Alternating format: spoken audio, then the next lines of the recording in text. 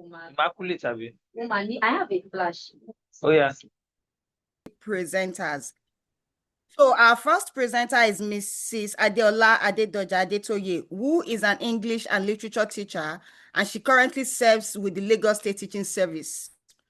Our research focuses on curriculum development for students with learning disabilities and training teachers to better support inclusive education.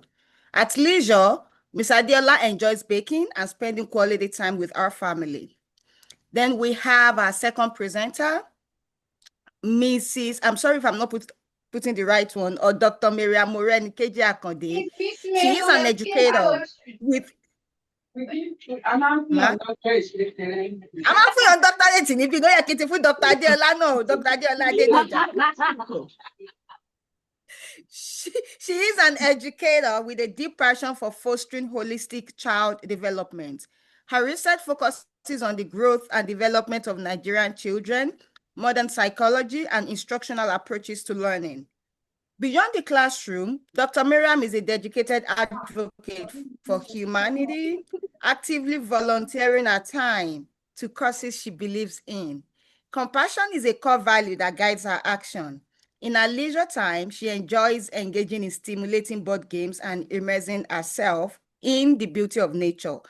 And the third presenter is Yetunde S. Alabede, who is a doctoral candidate at Michigan State University. Her research focuses on decolonizing the language praxis of African and African immigrant families. At leisure, Yetunde enjoys cooking and spending quality time with our family transnationally. I want to check who the fourth presenter is, and maybe if they are presenting, they can do their bio for us, or if I have it, I can quickly read. I apologize. Our fourth presenter is Dr. Sahid Alade Gata. Please, is he in the room? Not yet. And I don't have his bio, so maybe we can get started. So we'll have 10 to 12 minutes for each presenter. And after all presentations, we will have the question and answer session. They would also have some sort of activity on Mentimeter if time permits and the QR code works. Thank you.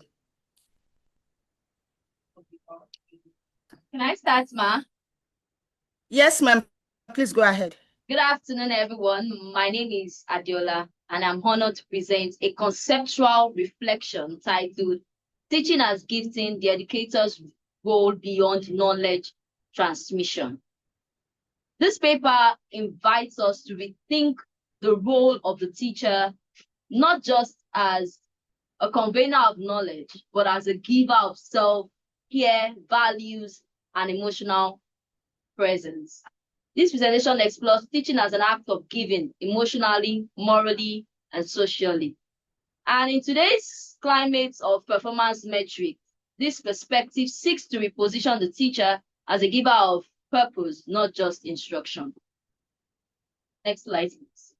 Background to the study: the Nigerian educational system faces several challenges, including overcrowded classrooms and inadequate infrastructure. I'm speaking as a teacher who teaches in the public sector here in Lagos, Nigeria. And one of the challenges, I would say, I haven't taught for 3 years now, has been overcrowded classes. Guys, I told someone, I said, on an average, each session, I teach close to 800 to 900 students on an average. Many teachers work under difficult conditions, yet continue to have a significant impact on their students beyond academics, according to Okebkola 2019. Also, having taught in the private school, then I was paid 20,000 naira, and I was expected to teach from GS1 to SS3, literature and English language. So it's beyond the pay. It's now passion and teacher believing that, oh, I'm giving this, I'm teaching out of love and genuine respect for this profession. Although global education models are increasingly shifting towards student-centered learning, Nigeria falls behind due to systemic issues. So, next slide. I remember there was a time an inspector came and challenged me. Your teaching is not student-centered. I said, sir, There's no how. If I go student-centered, I won't finish the class in 80 minutes. So I just have to teach, and maybe later they ask questions. Statement of purpose: teaching is widely undervalued in Nigeria, often seen as a profession of last resort. Is that true? Yes. When you graduate from the university and you don't have a job, the next thing family and friends will say, why don't you try teaching? You are sitting at home. Come, I have a friend that owns a school. Come and teach. Many teachers enter the field due to low entry requirements, not necessarily passion or training. I told someone today, I said, teaching is about gift. And the person said, oh, should you have the gift of teaching? I said, no. It's about you training yourself to imbibe that gift that you are giving to someone. And the low end is the entry level is low, because even when you finish secondary school, your auntie or your uncle or your parents go and teach in my friend's school, and they'll pay you 10,000 naira.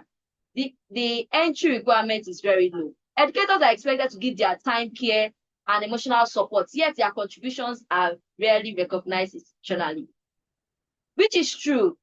For example, you prepare students for a competition, and when the students win this competition, the teachers are not even recognized.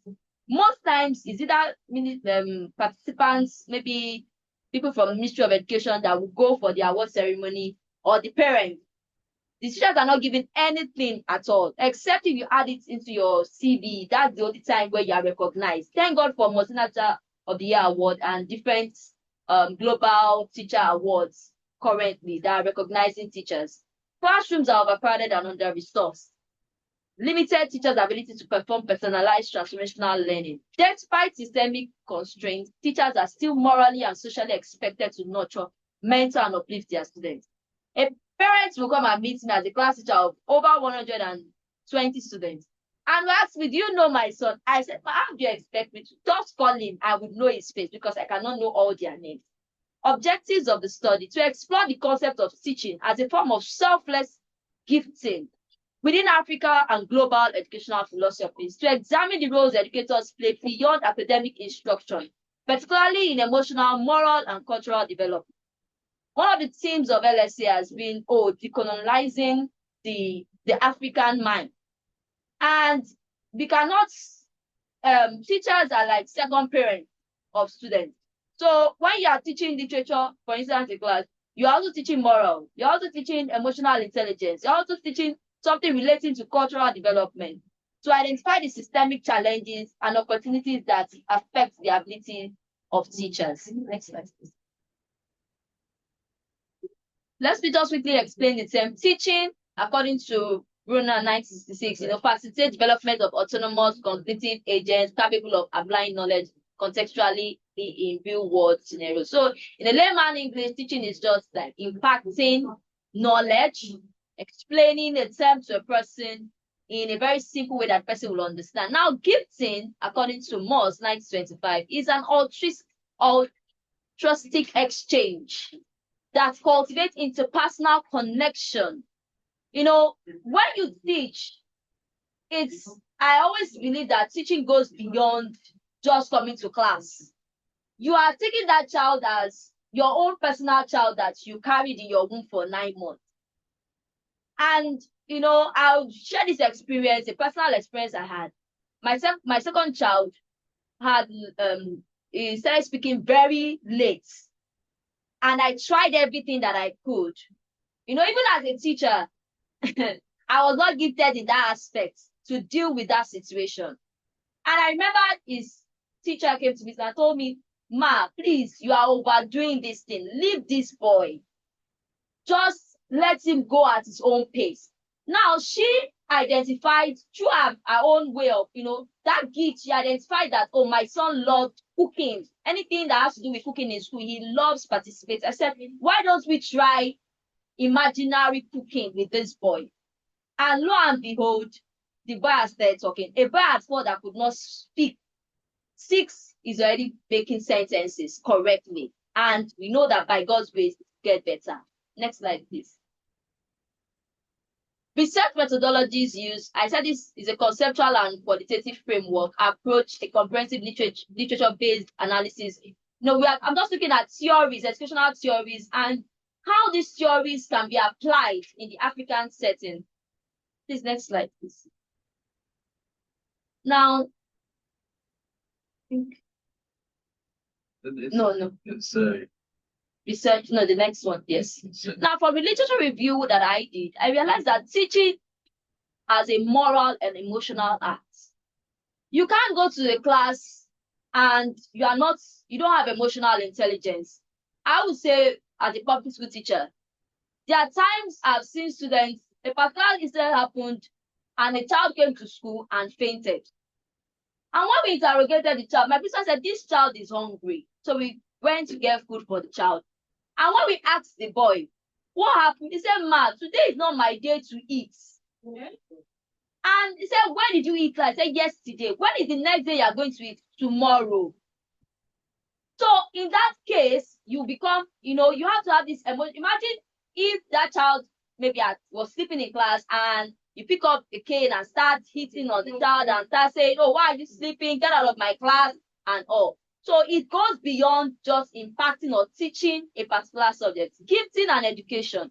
A lot of this research, this paper, said that the pedagogy process can be to the concept of gifts giving, characterized by its voluntary nature, significance, and relational essence.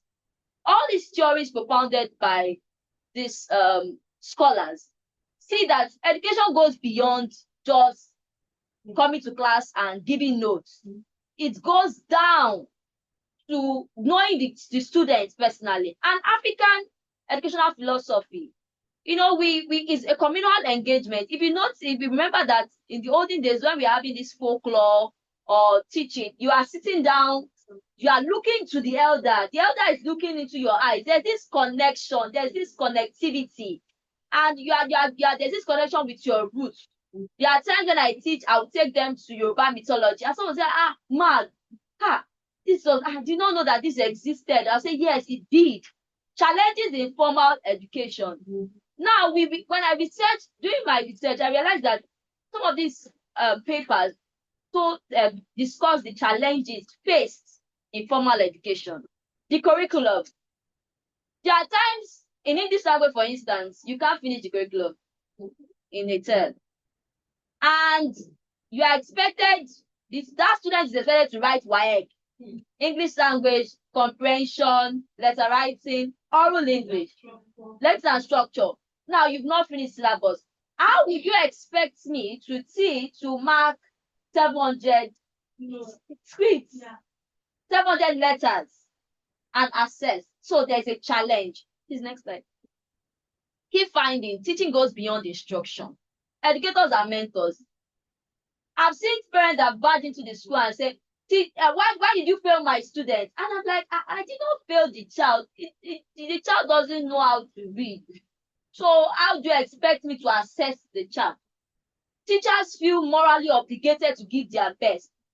I had to come out of my shell as a teacher because sometimes I feel that I've not done enough. These students cannot read. I don't teach GS1, I teach SS1 to SS3.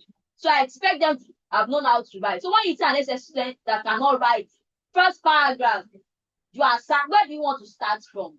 Students remember teachers who care. And it's true. I would always remember my English teacher way back when in secondary school because he cared. I was having home issues and everything, but he would always check up on me. And that lasting impression. I always tell my God, you don't just teach, impact. So next slide, please. Challenges faced by educators, overcrowded classrooms. According to the UNESCO said that yes, we have overcrowded classrooms. Their estimate was 60 to 1 teacher, but me, 100 to 1 to 700. Professional burnout. Am I always tired? Yes. For instance, on Mondays, I teach first, second, third, fourth, fifth period. First to fifth period. Because I'm the only literature teacher in my school. So I would have to teach SS1, SS2, SS3. That's about 7 to 8 classes. And I realized that I was always having pains in my leg. So you can't sit down. Why will you put your chair when the student's table is almost close to the blackboard? Low societal prestige. Yes, I have family members that don't talk to me because I'm a teacher. Really? Yes, because you don't know that they are not talking to you, but there's a way they will look at it like this one will not have money. And there was a narrative that was trending in the 90s that teachers do not rent this apartment. This apartment is not for teachers. Cultural disconnect. You know, now everybody's going, we must make it tush. If your school is not tush, you will not have students. If your learning is not tush, you will not have students. So we are living, like Otingugu said, we are living our cultural norms. So when you get to class and you are trying to speak Yoruba, they will say vernacular. If you are teaching in a private school, but in a public school, it's not vernacular. That's the way I can communicate to my students. Now, next, policy and practice by recommendation, strengthen teacher welfare, improve our pay. Although Lagos State is trying and other states are trying federal, but the private school, I said when I was teaching the private school, I was earning 20,000 and I was teaching 6 classes. And you expect to transport yourself. Reduce the class sizes. That means we should build more schools. Offer career incentives. Doctors, a level 8 doc 8, a level 10 medical practitioner, and a level 10 teacher are not earning the same thing. And it's like ×2 of your salary is what a doctor is earning at level 10. Yes. Only ×2, and there are other benefits. So, for instance, when they give a layer bonus, I don't get any bonus. I only get my salary. Recognize emotional labor, mentorship, and care as part of teachers' performance indicators. If a teacher should fall ill, apart from your NHIS, that's for those in public sector. If you're in the private sector, there's nothing. You're the one that's going to treat yourself. My daughter's teacher in primary 5, I saw him, he said his leg is paining him. Someone, a parent told me that he has stroke. And he's still coming to school till, I still saw him this morning. So I'm wondering, the school doesn't have a welfare package for this person to take care of himself. Integrate indigenous knowledge. Our curriculum is fast becoming more even westernized. Because for instance, I try to inculcate Yoruba, Igbo, and Hausa in teaching literature. And I told myself, your project is, you will come to class, when I have taught in English language, you come to class, and you will teach in your native language. That's your project. You cannot do it. Yeah, we move 10 marks. So I saw that there was this motivation. So that it's not only English. And most times when the students even come to staff room, you will say, oh yeah, express yourself in English language. The case has ended because we cannot express. But when you say express your native language, you will need 5 paragraphs. Revamp teachers training. Private schools, the big private schools are trying, but some private schools, their teachers will not even go for training. For instance, I said I've stayed in Lagos State for 3 years. I've only gone for training for just once in 3 years. And there are some of my bosses that have only gone, they have never gone in 10 years yet. So that thing. Conclusion, teaching is more than a profession. It's a vital gift that requires time, identity, care, and care to cultivate learners. Researchers are here. I know lecturers in the university will always blame us, secondary school and primary school. It's not our fault. Don't blame us. That time you also need that care. That, oh, yes, when a medical doctor comes home, if your child is a medical doctor, there is pride. You will say it with all sense of humility. But your child is a teacher, it is well. Educators shape humanity by instilling values, culture, and confidence and vision. Let me sincere, some parents don't teach, they don't have the time. There are times when I was working with the federal government, I know that at times I get home by 6. So my children are practically in school, maybe after school. So when we only little time we have, maybe Saturdays. So the educators are really, there's so much the educators do, apart from even the parents. To honor teaching, we must reform how we support educators through improved policy. I don't think our educational policy has even been revised. because the educational policy we are using, the curriculum is 1990 something. So we are in the 21st century. I know private schools are going digital, but in my school, I've not gone digital yet. I'm still trying. And focus training and cultural recognition. So, thank you very much. Thank you so much. Thank you so much, Dr. Adiola Adetoye. I thought this is really interesting, and thank you for highlighting some of the specific and relatable examples. And I'm hoping that our attendees will have a lot of comments, questions that they want to share, which we will do at the end of every presentation. Now, I would like to invite our second presenter to please lead us on. We also have something on teaching at gifting.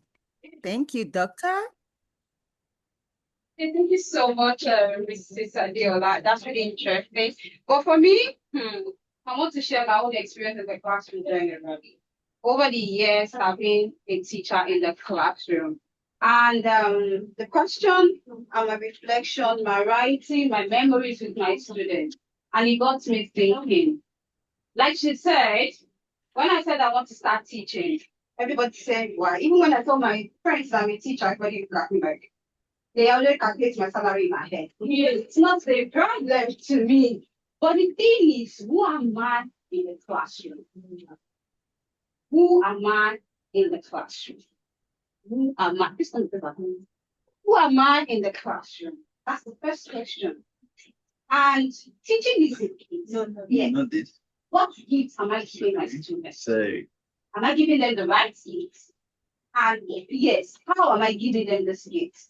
Those are the questions that I got so much when I stepped into the classroom. And for me, from my findings, from everything I've seen, both I'm a volunteer, I'm a passionate volunteer when it comes to children. I volunteer in the public school and I understand the number of students in the classroom compared to what I have in my own classroom as a private teacher. And you will see this is a public classroom which I volunteer. And the class is so small that in fact I'm even managing myself. But yet compared to my own private classroom is quite different from this one. So, like I said, who am I in the classroom? And for my findings, 5 students in a week in my own school, and with the right diagnosis treatment as a teacher. And I ask myself, that if I am a teacher, then I am a healer, an emotional healer, a physical healer, a cultural healer, and a social spiritual healer. That is what I could do for my own reflection. I said, oh, definitely I am a healer. And when I'm a healer myself, I need to heal before I can heal the students. So and it's the same slide. And eventually thought that as a teacher, I'm an authoritative figure. I'm a moral visionary. Consciously or unconsciously, when I step into the classroom, my student picks my attitude unknowingly that I'm doing it. So I need to set in the right morals for them as a teacher. And to be able also to that, as a teacher, I'm a psychological dissenter.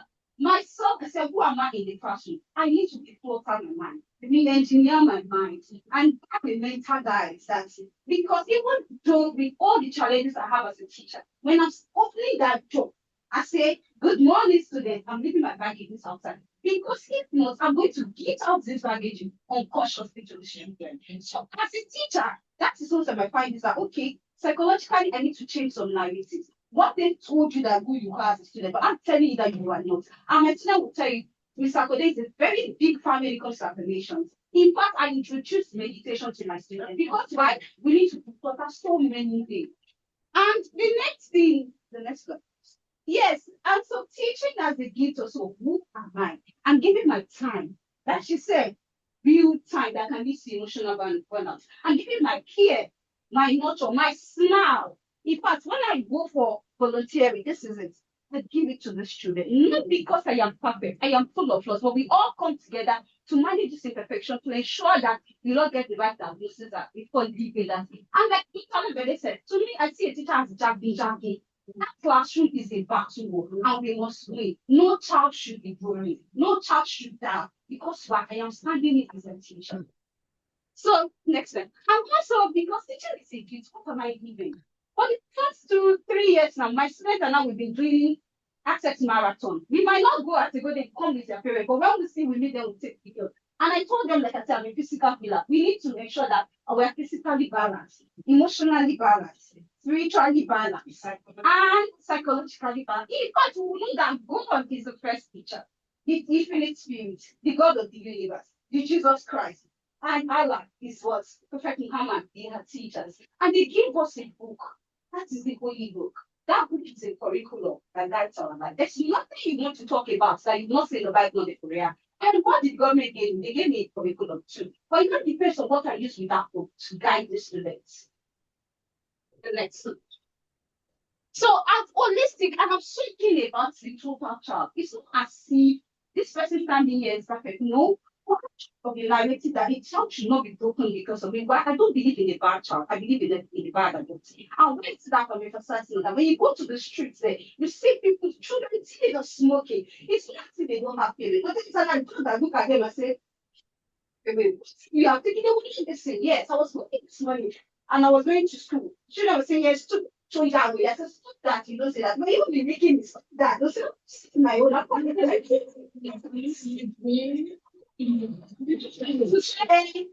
no more. No. It's a communal thing, like she said. It's a whole village to raise a child. When we were growing up, I know that my mother, me, I'm a very reserved child. I don't eat in people's house. But still yet, they will still tell my mother what I have done when she's not around. That, oh, your child will already take you, she back. We don't have that communal thing again. Why?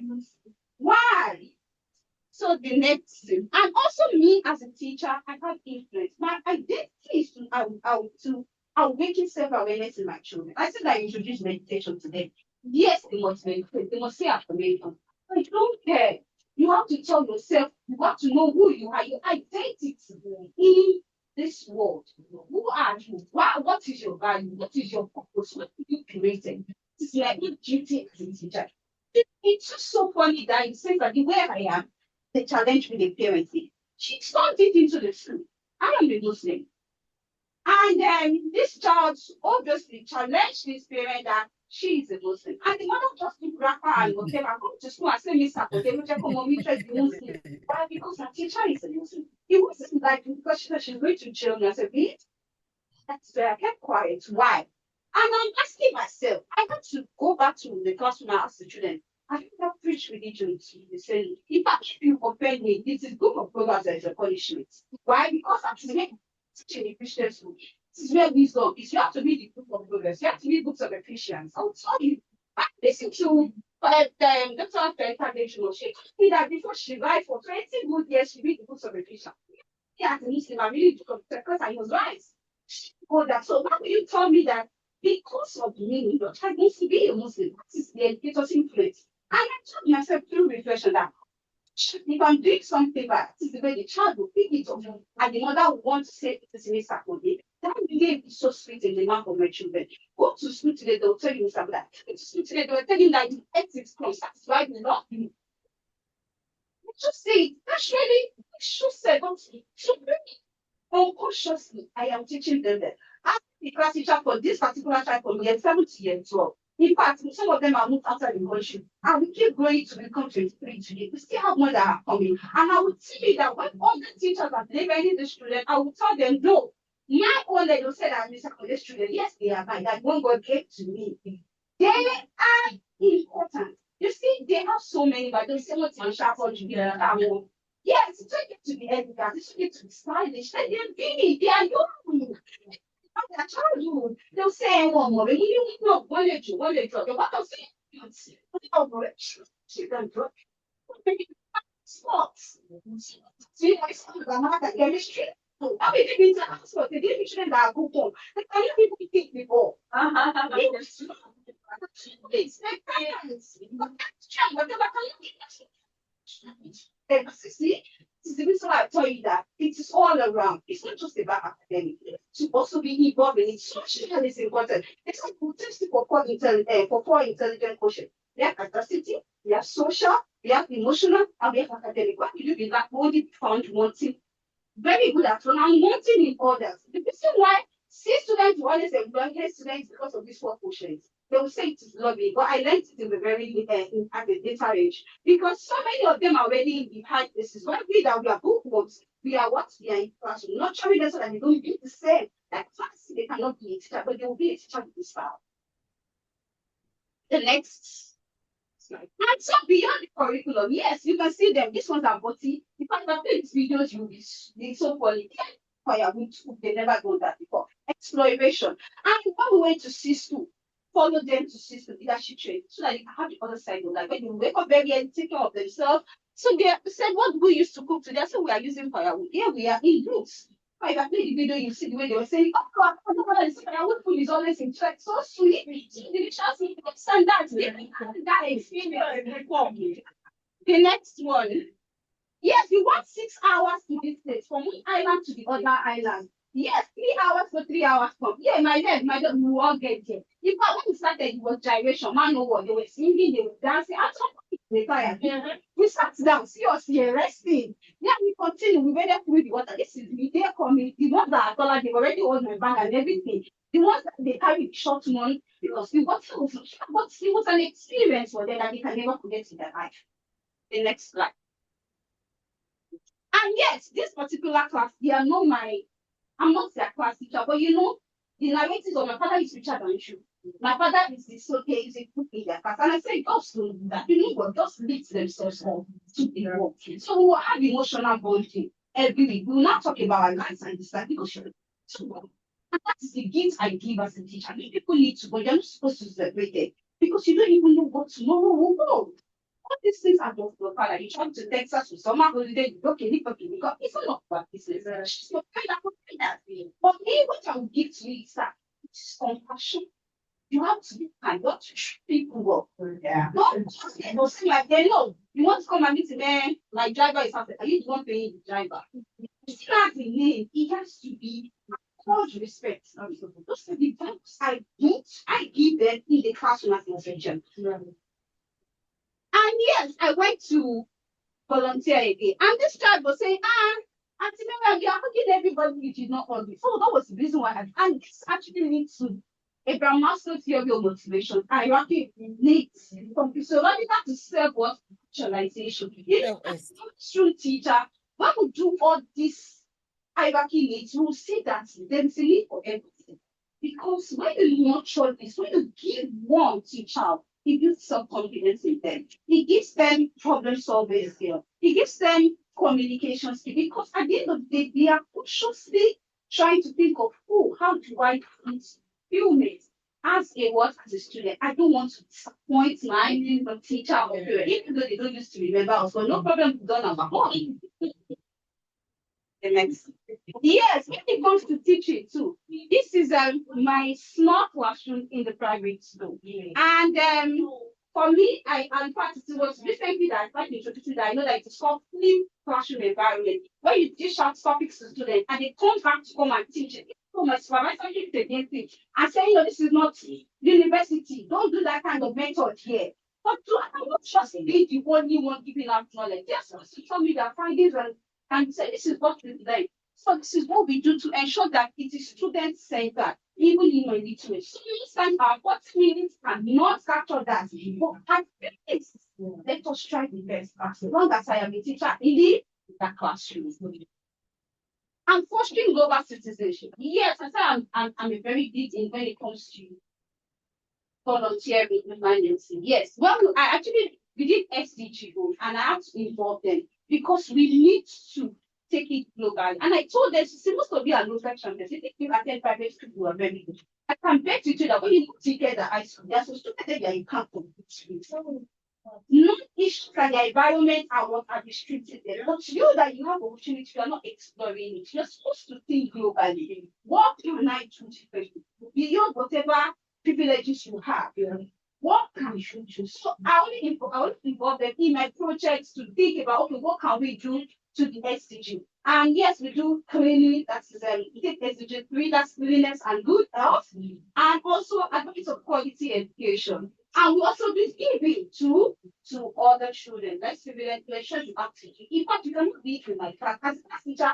for this life, they're not in your level. If your child don't eat other people's food, you can't do that in my own class. If he or she does not eat out of his own food, because you have to learn how to do. Let us start from that. Nothing will happen to any of them. We will all be fine by both. They are covered.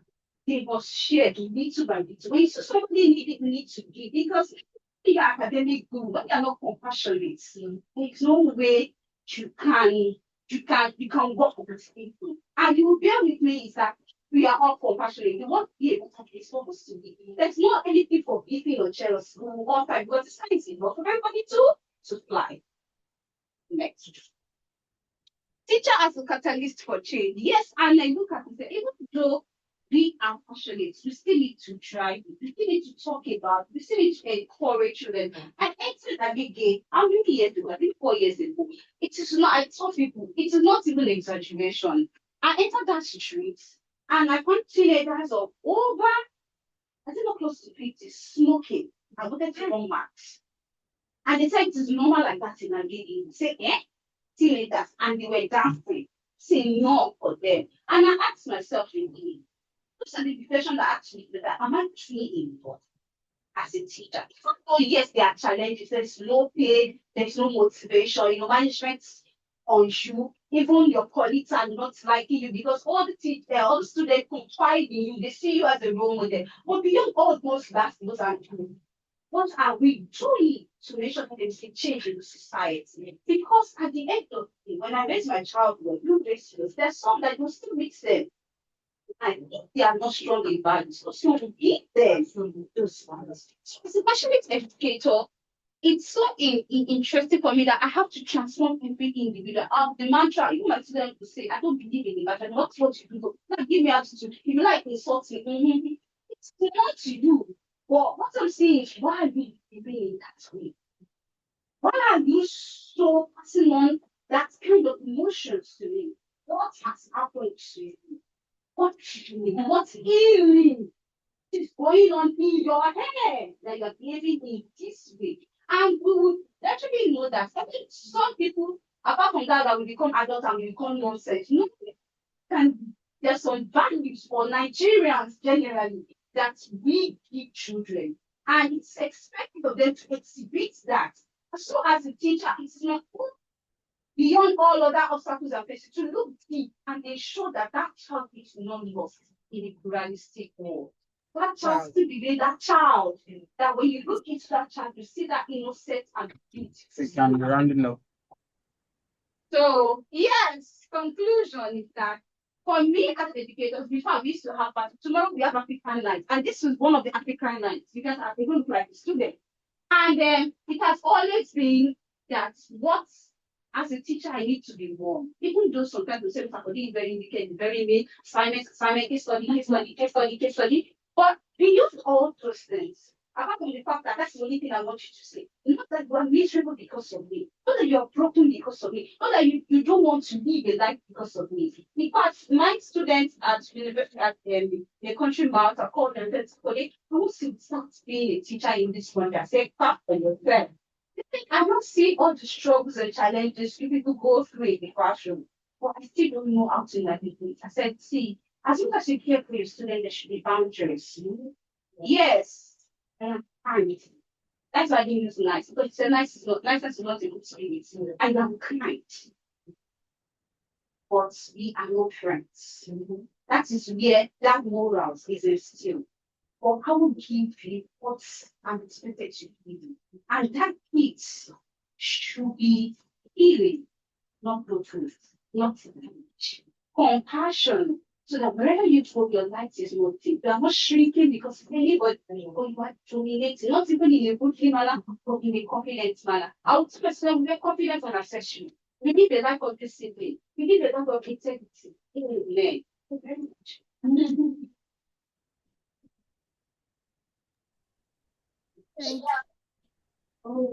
Thank you so much. Can you hear me? Thank you so much for that wonderful presentation and how pragmatic it is. Again, because of our time, if we are okay with it, I can just quickly jump into my presentation and hopefully we'll have the fourth presenter in our midst now.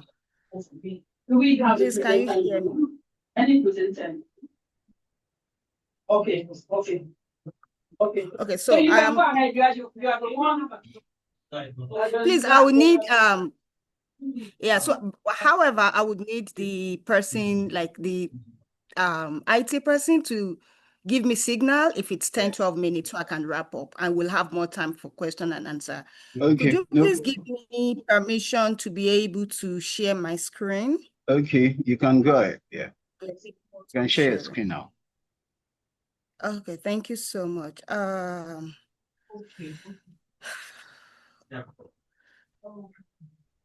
And let me know, okay. Unfortunately, you are not enabling sound, and I wanted to play something. Are you able to do that, or is not a possibility? Yeah, I can do that.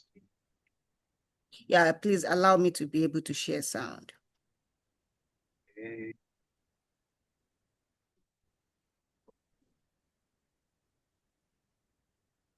I think you should be able to now. Okay, thank you. I'll check, and if it is possible, we can always omit that. Okay, it is not allowing, but I wouldn't want that to waste our time. I'll jump to my presentation Maybe I'll and I work will on talk it through while. what I wanted to play. Yeah, if it's not possible, that is also fine. I can just talk through what I wanted to play. Okay, so good afternoon again, and thank you for coming to our session. And my topic is Tech Meets Tradition, Fostering Continuity in Yoruba as a Heritage Language and Culture Pedagogy. So I would like to say that this presentation has some research elements in it, but because of how our panel is designed, I will just focus on the teaching aspects so that, can you hear me? Yes, they can. Yeah, to also make judicious use of our time. So first, I wanted to check in with us to reflect on this, how we are showing up to this panel today. Are we showing up as teachers, as researchers, as parents, as administrators, or even as a learner? Please ignore my title, or even all of the above, thinking about the intersection of our identity. As we think about that, is a reminder of several things we've been talking about in our panel. What does curriculum means? Who are the stakeholders? What are parents doing? And these are some of the basic things I'll cover in this presentation. Think about who you are and how you are showing up to this presentation.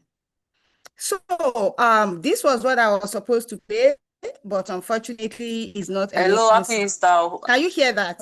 Yeah. No. What's your open assignment? Can you We hear can it? hear. We can hear. We can hear. Oh, you can hear what I was playing. Yes, we can hear. Oh, okay, good. So I wanted to, in case I didn't get to this, so I made it at the beginning to show us what really happens. This is one of the classes that I teach online, and I will still give us context to this class. But it's to talk about how a parent responded to this picture that I sent. And this class is as basic as, yes, we meet on Zoom, but have more conversations with parents via WhatsApp, which is the technological aspect of it. It doesn't have to be huge technological tools. It could be everyday tools that we use and will still enhance learning. So this picture of Yoruba alphabet was sent to the mother, and I pronounced it. And this was our response. For those of us that don't speak Yoruba, I will try to recap what the mother said. Tí wọ́n ní o. Àjọ máa ṣe assignment gan nítorí mi go mọ ABC mi mọ àbí mo ní òṣèré mo ní ABC mi ò mọ ABD. Mo dẹ̀ wá láì tán ṣe wá kọ tá a ṣe máa pronounce ẹ̀ sàlẹ̀ yóò easy láti pronounce. Hello, happy Easter. So I paused that. It's a long conversation that the mother was sending back to me to say that, oh, okay, thank you for sending these pictures. They'll practice. However, the mother also says she's not even familiar with Yoruba alphabet, and this is helpful. So which means that in as much as we want kids to learn this language, you still need involvement of parents. So after pronouncing and introducing it to the mother, I'm going to play these two audios relating to how the children responded beyond the alphabet, but a poem that we learned in Yoruba. Yeah. Bí ẹsẹ̀ rẹ sí apá kan. Bóyá. Elizabeth ẹ sọ̀rọ̀ bẹ́ẹ̀. Bí ẹsẹ̀ rẹ sí. Bí ẹsẹ̀ rẹ sí apá kan. Má ṣe tẹ kòkòrò nì. Kòkòrò tí ìwọ kò lè dá. Olúwa ló lè dá. Olúwa ló lè dá.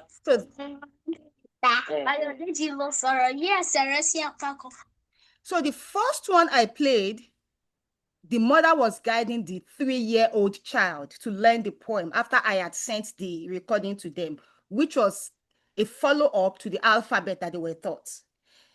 Then the second child here.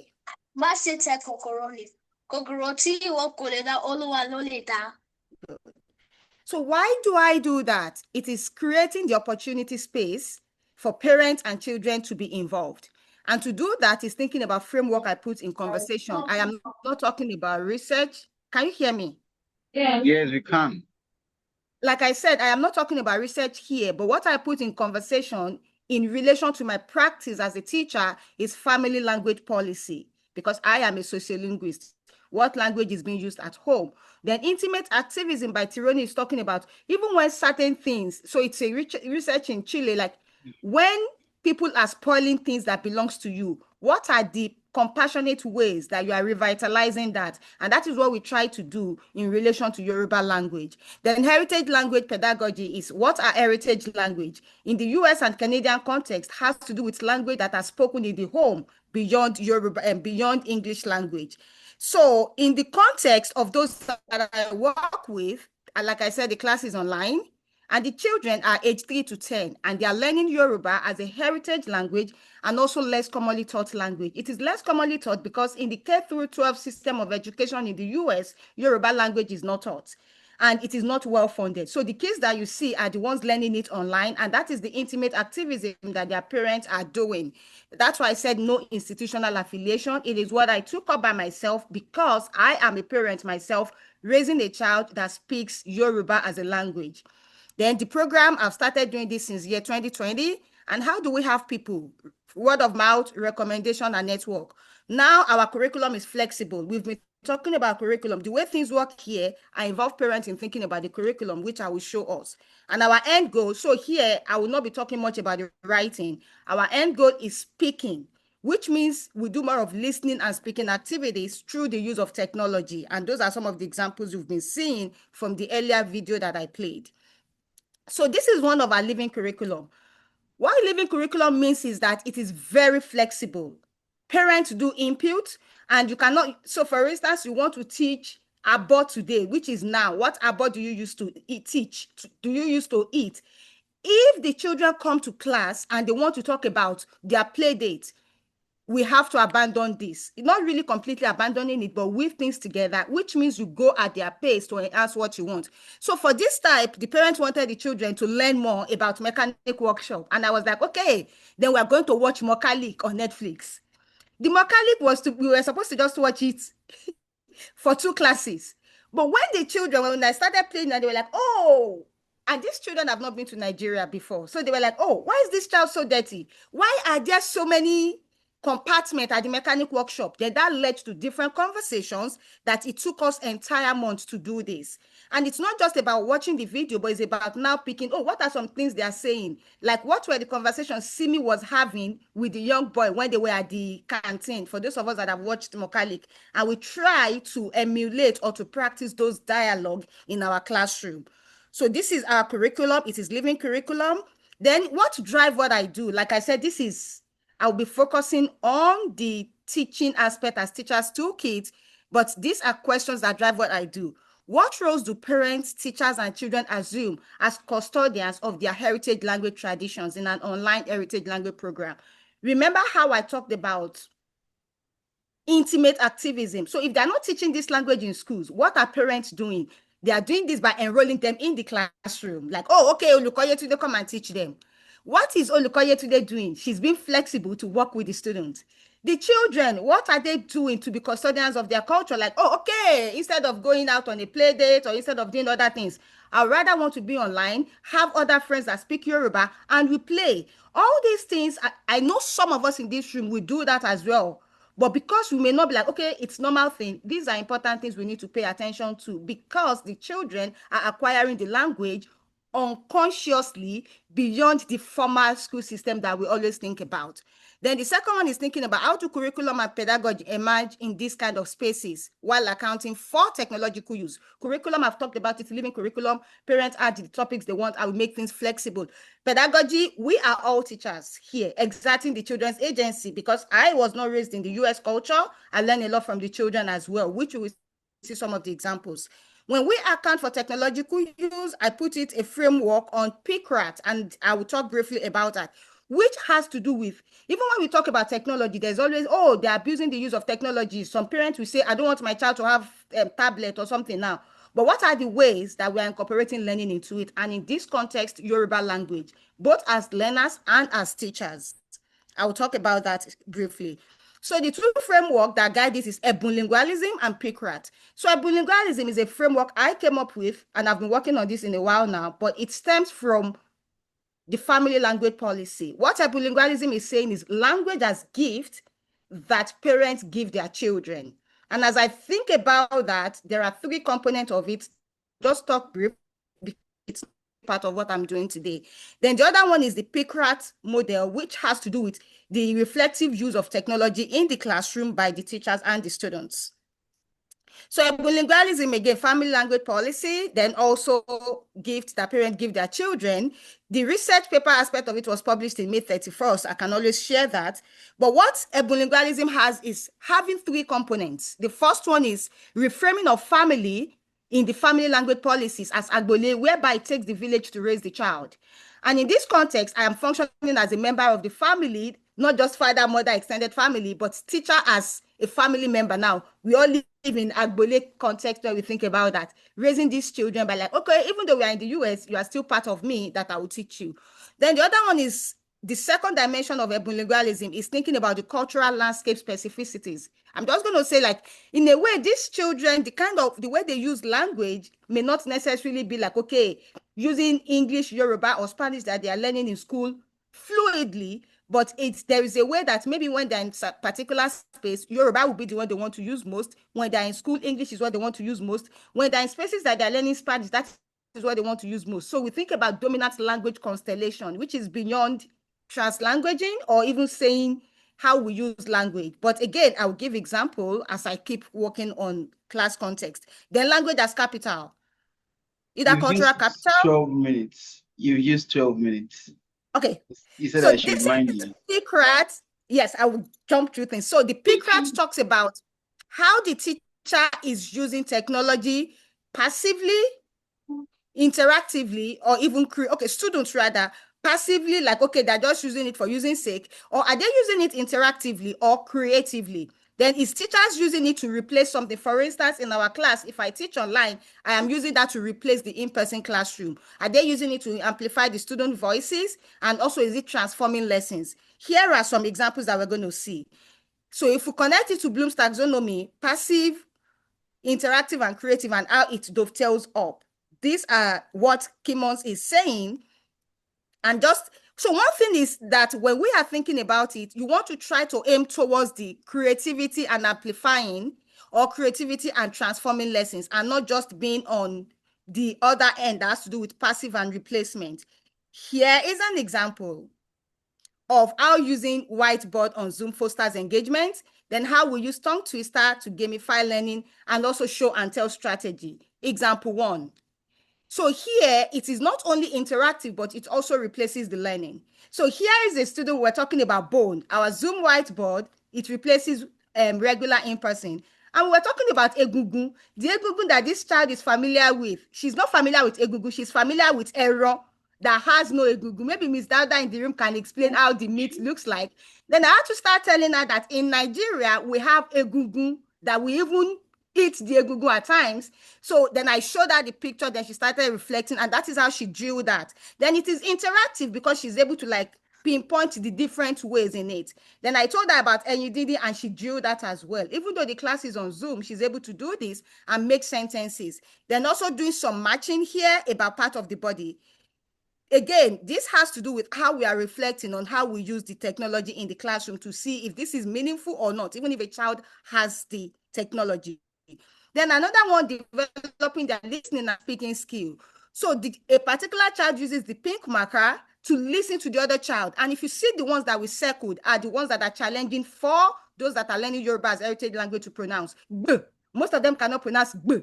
So we have to like practice a lot, and they're marking themselves. Or even B.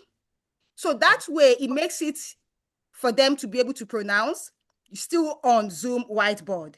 So here is to just show us some sort of conclusion in a way that how technology is used, and here is using specific way, if it is passive, if it is interactive, or if it is creative, and also thinking about how it amplifies and transforms. While I would not want to read all this because of time, but they highlight some examples of how it is being used. Implication: parents should try to ensure that teachers are on the same page with them. Again, rigor and action research, I keep thinking about what that means. But for me, I always think more about the agency of children in the classroom and also the parent, because teachers cannot do it alone, especially in the context of language teaching, where the language is not valued. And probably in Nigerian context, we need more resources so that teachers are also trained on how to use technology in relation to language. Thank you so much. And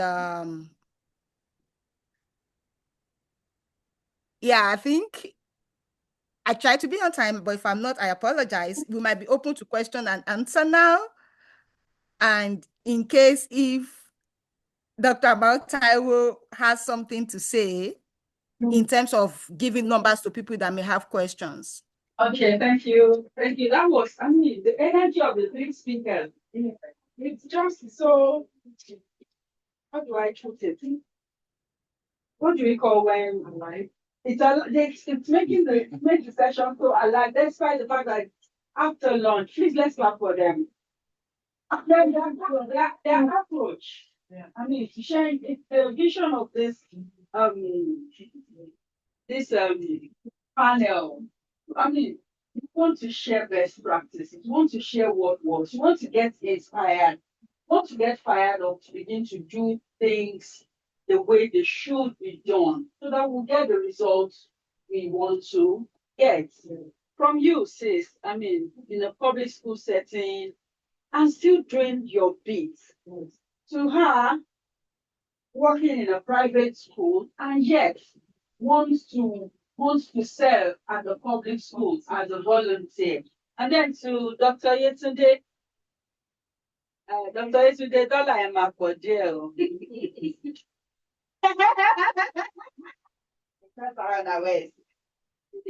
Having a Yoruba school in the US, and then I like the fact that I was looking out for how do you get your customer. It's definitely through word of mouth. You're not doing your work properly, nobody will recommend you. That's entrepreneurial.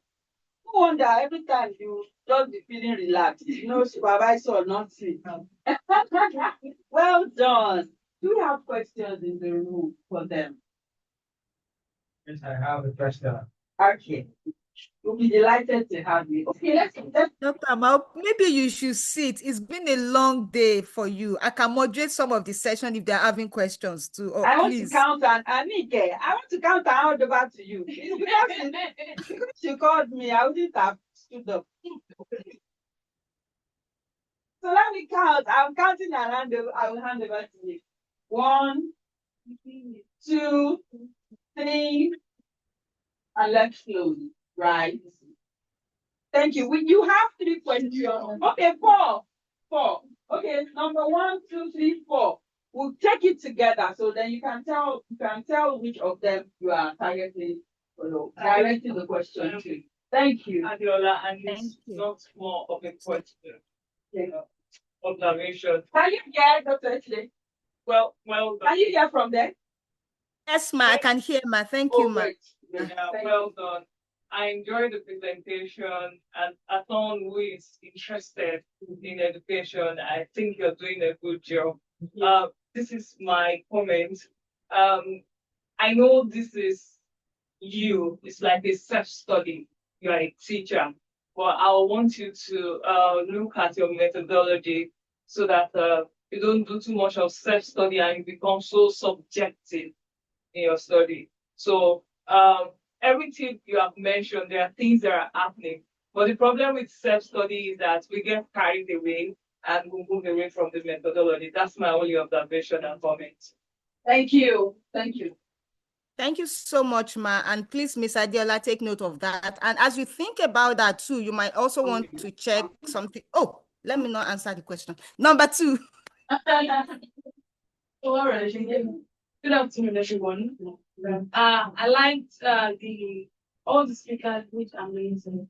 From the first person even to Prof, they did a very good job. You see, teaching, I'm not a teacher, but I like to teach. You understand? And sometimes when I see the curriculum, it's not necessarily a question, it's just a contribution so that I get clear that part.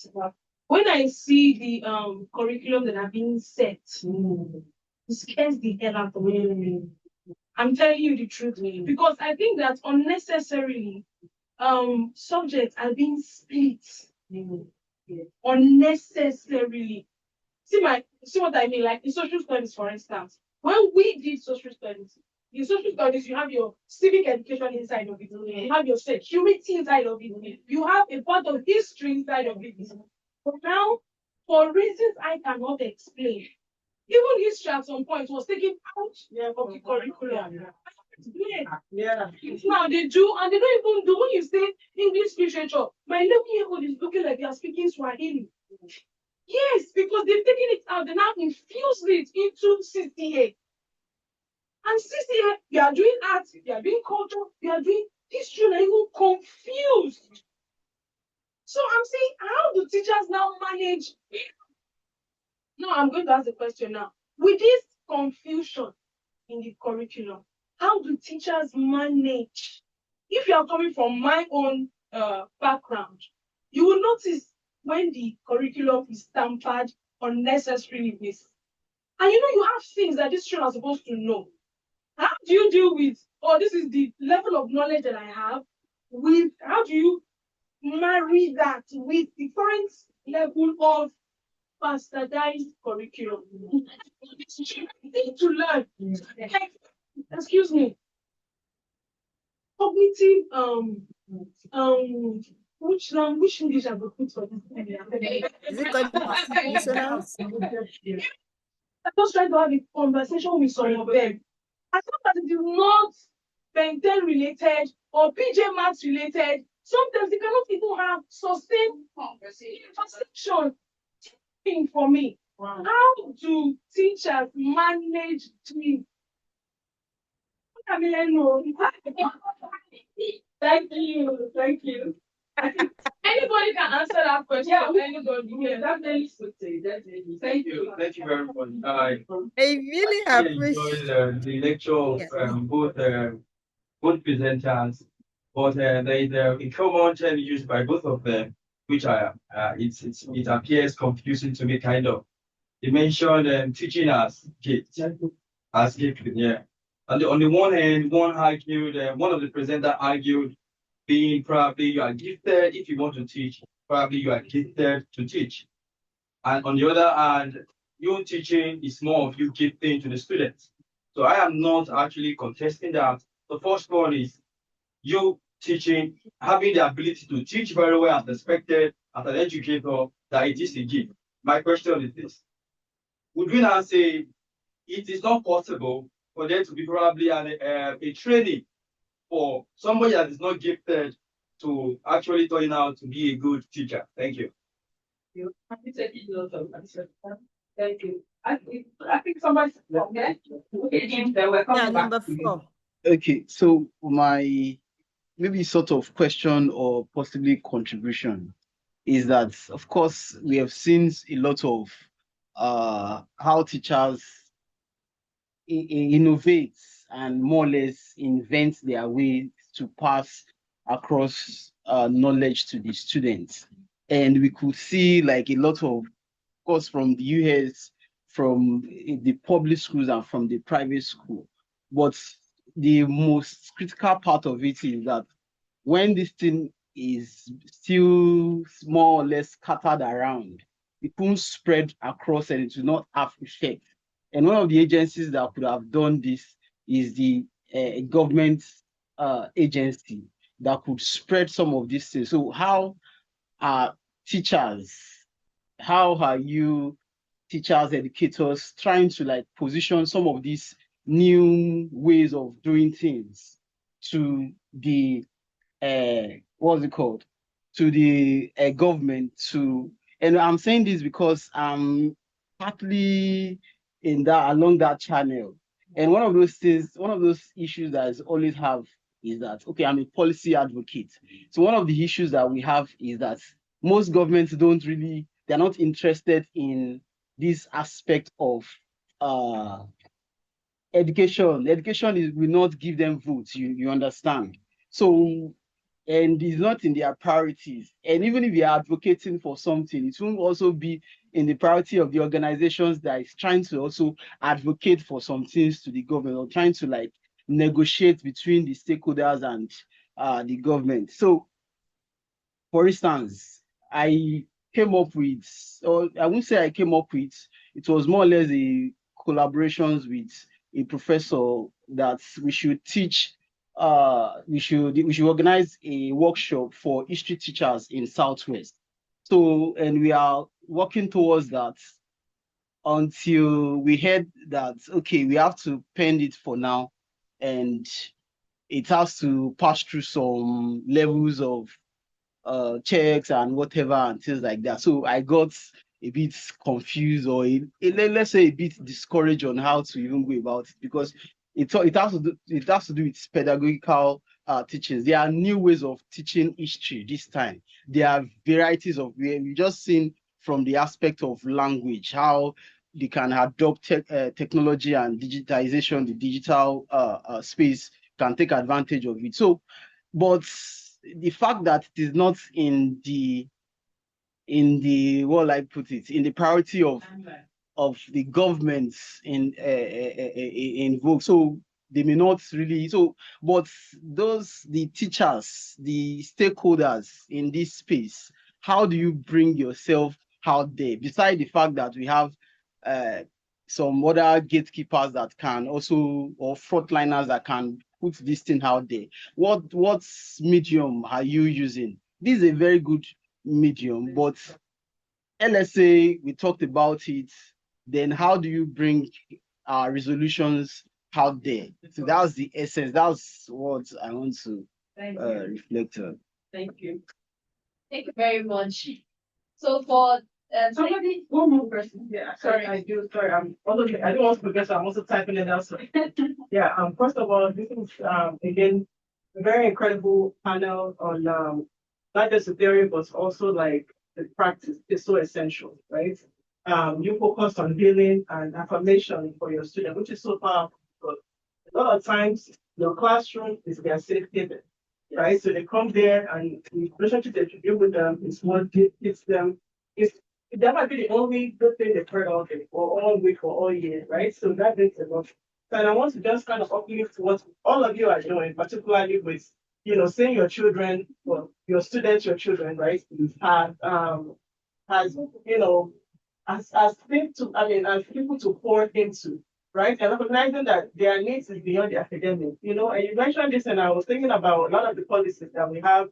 Look, the US health, the US education and health system, but particularly education system, is not perfect. Like, I know people are looking for it from the outside, and a lot of misconception about the greatness and blah blah blah. But look, I can speak. I have children I'm raising, right, in different age groups, 13 and 5 and all that stuff.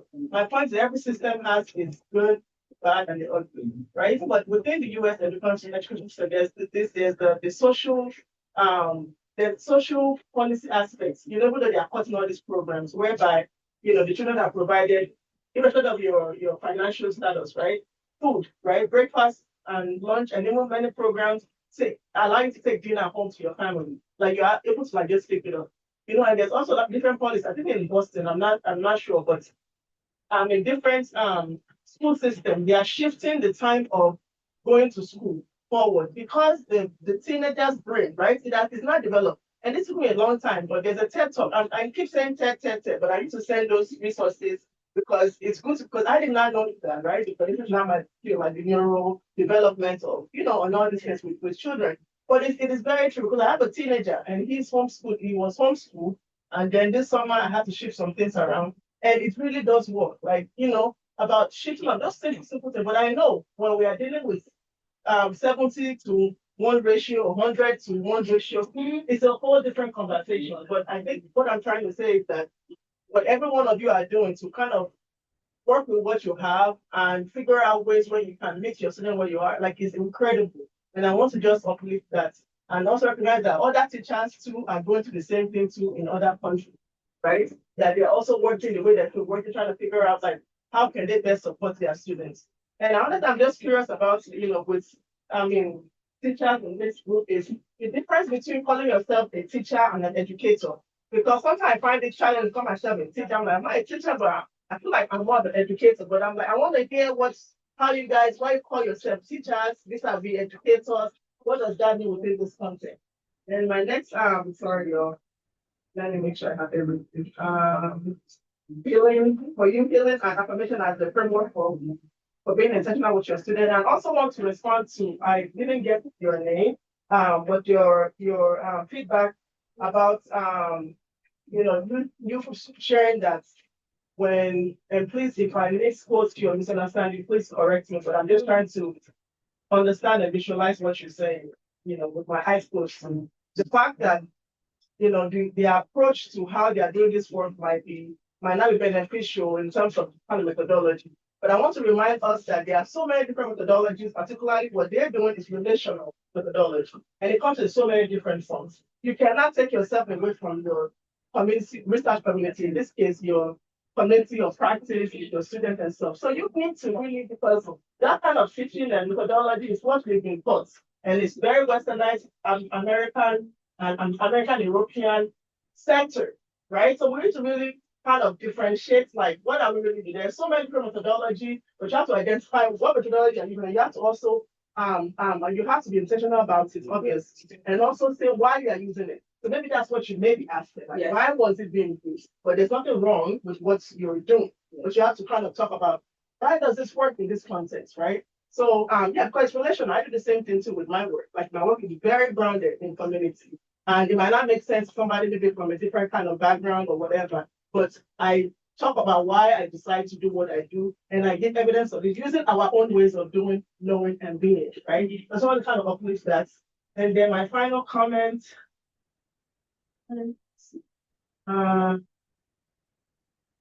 feeling as affirmation. Yes, and for you, Dr. Yetunde,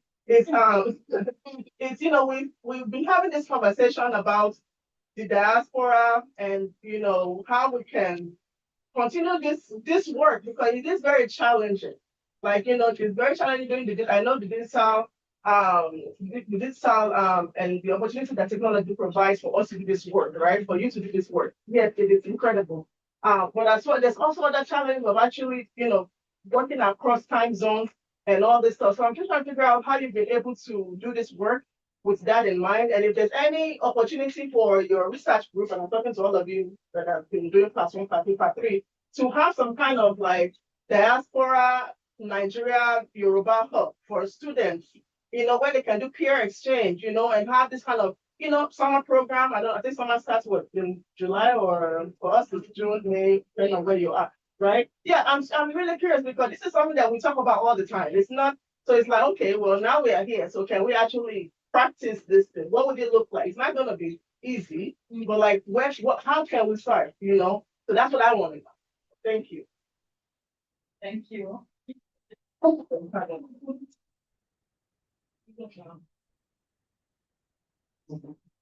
Response. Okay, should I go first? Yeah, you can go. It's time to answer the question.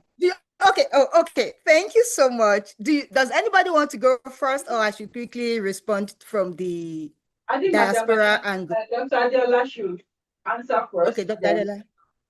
Thank you very much for the observation. Now, what you said, sir, gifting. I would say that we learn to be gifted. So nobody, actually we are all born with it. You will learn, if you don't cultivate that with that. So I will always say something, because I have a colleague, a senior colleague, and most times when she takes a class, and I have to take that class. I was like, I'm starting again. So most times I would now tell another friend, I said, this one, she would say, she's like old. I say, no, it's not about being old. I don't know it. I'm not good transcription. But I can get a teacher that is good with transcription and say, come to my class and teach transcription.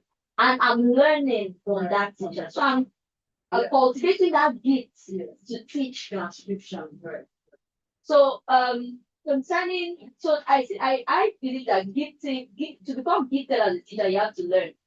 Nobody was born with the gift of teaching. Nobody was born with the gift of parenting. We learned on the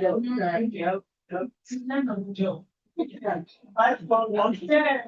So then for the question on policy that I asked, a lot of feedback. I know we go on for training. Lagos State has really tried. They taught us a lot of things, how to use quizzes, how to do a lot of things with STEM.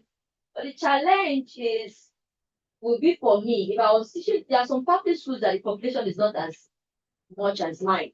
I must be factual because depending on the geographical area where you are, I teach in Koroju. So we have the very large population. But for teachers that teach Ojota, for instance, they have 40 students in their classroom. So it depends on where you are. I would say that the policy, they know the policies, but is it working? Yes. Can it work? Yes. Are they making it work? No. Because, for instance, if you take computer in a public school, the students will not see the computer. They only write the it. My projector, the projector I have in my school, I only work for 3 minutes. Wow. So I don't have projector. So, and in my class, this is how large my class is. This is how the resource room is. And it has to fit 120 students. Wow. And some of my students will sit on the floor. Oh gosh. So I believe that this policy, it should by now should be better. But one of the things that I've done, one of the initiatives that I've done in my class with my students, I always tell them that you don't have an excuse. A child in Caleb and a child in traditional grammar school are going to write the same YA and they're going to ask the same question. So it's either you level up or you will give the excuse like you always give. And some, like one of the initiatives that been located in my school, I told them when you're necessary, you must write down. It's compulsory. And I realized that a lot of them, before I joined the school, they don't take jam. They will say, "Man, school is a scam." The time in school, what I meant that, man, don't stress yourself. Don Pablo, that means I'm a Yahoo boy. So when they tell, I say, no, but one of the things I realized that the population of those taking jam is when I joined in 2022 as a grade. And this year, I had a student that had 311, I had a student that had 309, I had a student that had 275, 295. And I just need to go, we're all going to go to school together. I'm going back to school for my master's. I say, yes, I'm going back to school for my, I'm going to school and have a degree. So that is one of the motivations that I've used because the government will not really help. And another thing is, they have told us this is what to do. Yeah. If you do it that way, they will still contradict you. That why are you doing it that way? Yeah. And I'll give an example. We went to a conference that they taught us how to use quizzes, and I assigned assignments to my students, and the parents came. I said, Miss Anita, why will you give that student assignment on quizzes? When you know that I don't have 100 now to buy 100 quizzes. There's an app quiz. And I'm going to report you to the Ministry of Education, and you'll be sacked. Wow, really? Yes, ma'am. And the minister called me. People called me. Yes, something like that. The father came. So and when the principal there, and when the principal came, so why you think that job? When I was thinking that my colleagues should even support me, you will hear things like she's behaving like as if she's American. Because you hear a lot. Ma, for me, the problem I would say the problem, but my first encounter with teaching was actually with children with learning disabilities here in Nigeria. That was the school I taught. We don't teach any other student. Once all the students we taught, they must have learning disability. So my principal at that time did not take in any student that did not have learning disability. So when I got into the public school, that's zeal to come in and shake the world was met by the resistance. So when you go to school early, they'll say, why are you coming to school early? Why are you teaching the student extra? So I believe that the government would help. Well, if they should do. Because right now, why is forcing us that they want to do CBT? We are not ready for CBT yet. Because now when on the day of meeting, I will send most exams till 7 p.m. To some not. Thank you so much. Okay, today. Oh, I thought the second presenter I wants to told you respond. in our AI critical AI literacy class that if we start discussing system, we will just wear ourselves out. You see, That's true. that you remember. I think it's systemic. Yes. Yeah, I said it. Do you want to respond now, our second presenter, Doctor? Yes. The second presenter. Just what you Then asked. I'll just wrap I it. will say that even though some people they have a BEd, like they are trained teacher, but still yet they cannot teach. They can't teach in the classroom. See, it's just teaching goes beyond the curriculum. So many people are very good at chemistry, physics, but can they teach it? In fact, that you understand what chemistry is all about. And you really do that. You know, my mentor will say that so many people know what to teach, but few know how to teach. But only need to know who they are teaching. And for me, who I am teaching is very important. That's the students in the classroom. So for me, psychology, in fact, they actually, the students I am teaching, both when it comes to volunteering and when I'm being paid my stipend, actually give me curiosity to study educational psychology. And people will say, why educational psychology? Because I really want to know who I am getting. That tiny human being you see, they are just too wonderful. That's the English I use for them. They are too wonderful. Teenagers have roller coaster of emotion, and you've been wondering, you know, they will send me my mental. I need 1 paying you. Your bless are paying over 1 million. You are my mental health. Mental health as how? How? What is affecting your mental health? What is being? That's the reason why I have to introduce affirmations and meditation, because you need to focus. Mindfulness is not as if per se that, oh, we are trying to picture a perfect teacher or anything, but it's just so concerned that these children is my own responsibility. As long as I'm in the classroom, once I open the door, that's the end. But once I set in, we have got our responsibility. I'm teaching them over the years, and people made me to be more creative because I am thinking 1001 steps of how to make it better. Yeah. To be different. Attend trainings, listen to this online. What are the ways to ensure that teaching is impactful, is inspiring? It's not a matter of they come out and say, because of Miss Lagata, they might not even remember. When they look back, when they do reflection over the years, they will always say, I want you to talk. I always mentioned a nursery school teacher, also so emotional. She's a celebrity. She mentioned his name. That's really yes, that man is already old. She might even brought her to school like this. She's so one child at a time that I have used right. So many patients I have in my back. They are not serious. They are not mad. But if they are here, Thank you so much. Thank you.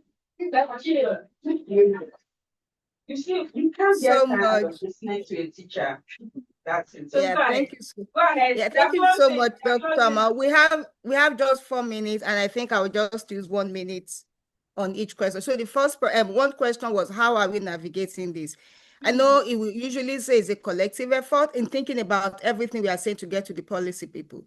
I think I understand it's challenging, but the way I think about it is I will just do my part.